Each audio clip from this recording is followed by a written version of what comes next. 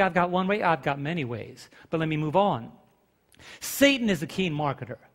Look how long Coca-Cola's been around. Now, I'm not saying Satan brought Coca-Cola around, but look how long it's been around. Has the ingredients changed? No, just the packaging. Just the packaging. Satanism has just changed its packaging.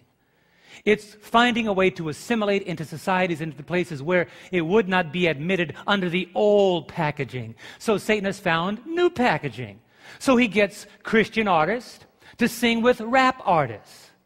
He gets Christian artists to sing with rock artists. So there must be some Christianity in there. If the rock artist is wearing a cross and the Christian artist is singing with him or her, there must be something good. So what happens is we find Christian songs on rock artists, maybe 1 out of 15 songs name the name of God, and he doesn't really mean the God of heaven. And so, well, he's talking about God. And then you find a song, Stairway to Heaven, and you discover it's not heaven above, but their heaven below. Just simple packaging that has changed, giving the mind a direction that is altogether opposite than what God intends. Satan's products are still available.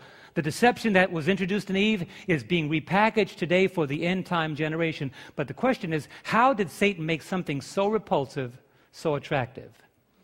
In the early 20th century, a paradigm shift took place, particularly in 1904. Satan found a voluntary disciple and methodically laid out a plan that even to this day has taken the world by storm. Let me introduce you to Edward Alexander Crowley. There's a picture of him on the screen right there. This picture is of him when he was 13 years old. Now, what's amazing about this young boy that you see on the picture, he was raised by Christian parents. His father was a Plymouth Brethren pastor. And every morning for family worship around the breakfast table, they would read the Bible. Every day, that was his father's practice. He was an itinerant, traveling preacher. But strangely enough, not by his mother's bidding or his father's bidding, every time they read the Bible, Edward would sympathize with the rebellious characters of the Bible. In other words, when they read the story of the Garden of Eden, he would take the side of the serpent and feel that the serpent was not fairly dealt with. So he tried to live his life to be a proponent or a supporter or giving the serpent a second chance. That carried on so long that his mother named him. This is in the memoirs about Aleister Crowley. His mother called him 666, the Beast. Now, parents, I want to say that really took hold because what he became. That's why you have to be careful what you call your children. When you say to them, you'll never amount to anything, they'll live their lives to not amount to anything. When you label them, they sometimes assimilate what you say and begin to make that their reality. His mother said, you are like the Beast. You are 666. And Aleister Crowley lived up to it to the day he died. On March 5th, 1887, when Edward was only 11 years old, his father died of tongue cancer. And when he described the turning point in his life, he said it was when he was 11 years old that he started down a troubled road. Now, his father was very wealthy. He didn't gain his wealth from being a pastor, but he was involved in a different market altogether. And so Edward received all of his father's inheritance, and as a result, he went to the best of schools. At a school called Ebor in Cambridge, England, when he was there, he was expelled, as the record says, for attempting to corrupt another boy. They didn't say what that corruption was all about, but it was of such a nature that they put him out of that school. But being wealthy, he went to 3 other colleges, from one place to the other. It was at that final college where he began to take the course on Bible. And already going down the wrong road, he became a skeptical Christian. He began pointing out what's called, as he said, inconsistencies in the Bible. But what I've discovered is those who call the Bible inconsistent look for reasons in the Bible to live their own lives. The Bible is not inconsistent. But Aleister said there are inconsistencies which gave him, as it were, a license to go in a different direction. But his life continued going down the wrong path. It was through, as he says, experimenting sexually with men and women prostitutes that Aleister contracted gonorrhea.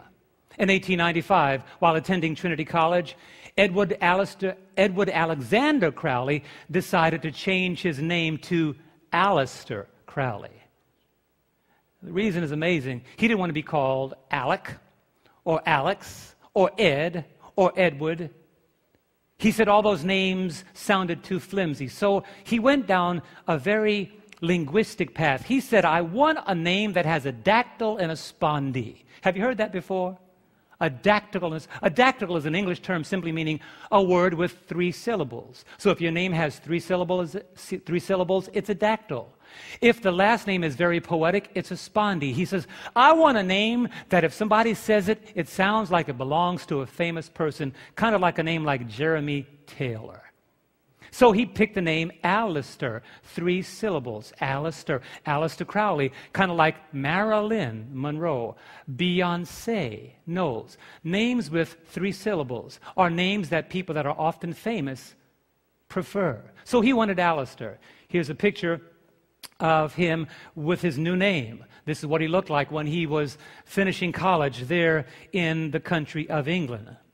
But in 1896, Alistair, the man who was seen to be one of the most influential occultists of all time, said that after his, and follow this, I'm not making this up, he said after, and I wouldn't mention this unless this was key, because I don't want people to think I'm harping on a particular topic, but he said after his first homosexual experience, he had an encounter with an immanent deity. He said he met a deity that said he occupied the entire universe after this encounter. After the encounter, he began to pursue occultism and mysticism. Next, he began reading books about mystics, magicians, and something called alchemists. Now, an alchemist is one who learns how to enchant and to captivate and to fascinate and to allure. Kind of when I read that, I kind of thought, man, I have a phone call, Samsung Fascinate. And would you know it? We live in one of the most fascinating generations of all time. Do you believe that? I mean, think about it. It's hard to think. Young people nowadays are so captivated by the devices that they are surrounded with. I remember when I was in New York City, and one of these gaming systems were being introduced. My wife and I were there visiting New York, and we were in Times Square. The best time to go to Times Square is at nighttime. That's when it really wakes up, right, Yvonne? Late at night. So we were there, and it was approaching midnight, and we were wide awake, and that's not unusual for New Yorkers. I mean, they wake up late at night. And I saw this line that was 2 blocks long, and I thought to myself, what on earth is that line being formed for? And it was being formed in front of the store Toys R Us. And I discovered people had been standing there for 2 days. They were waiting for the GameCube to be sold at midnight. They were waiting for this new gaming system to come out at midnight. Grown men that should be at home sleeping to go to a job next day, they're standing in line waiting for this new exciting GameCube, and they interview one of the guys, and he had said at that particular point, by this point he said, I had about seven or eight different gaming systems, but I always want the newest one. Fascinated. There's some people that can't leave the house. I read an article once about a Japanese guy that had played a particular game for 2 days, and he had to be taken to the emergency room because he got delirious sitting there so long on one video game. There are people that are getting tendonitis in their wrists, children, because they're just sitting here all day long, captivated. And if that's not bad enough, they make them now in portable devices.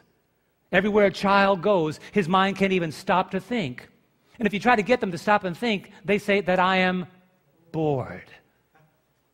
So these men learn the art of alchemy, how to fascinate, how to get into the person's mind. And alchemism really is, let me just define it here, any magical power or process of transforming a common substance of little value into a substance of great value. In other words, through alchemy, there are many who have the ability to take basic brass and copper, and through a particular process of mixing chemicals, they're able to turn that into low-level gold.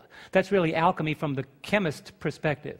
But from the artistic or magic perspective, it's used to transform something so that you'll use the least amount of effort. Follow me carefully. This is very powerful. You would be able to use the least amount of effort to accomplish something far beyond your victim's imagination.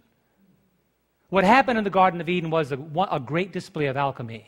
Satan suggested to Eve that if you just have just one bite of this simple fruit, it's just a fruit. I mean, like, what can happen? Well, brother, look where we are today. She didn't see the end result of that single decision, that single choice. And nowadays, there are individuals in the music industry that are assimilating things into our homes under the guise of it's really not harmful at all. So really, what's the problem? What's the issue? And nowadays, things that are old and we have gotten over are being repackaged. They're calling it the oldies, the golden oldies, the hits of the 60s and of the 70s. You know what I'm talking about? And we go to Walmart and it's only $7, so we buy it. And the songs that we gave up to find Christ, we are singing them all over again. So it's not just the young people that are having this issue, it's people in general. And then you know what we say when we hear that song? We said, those were the good old days.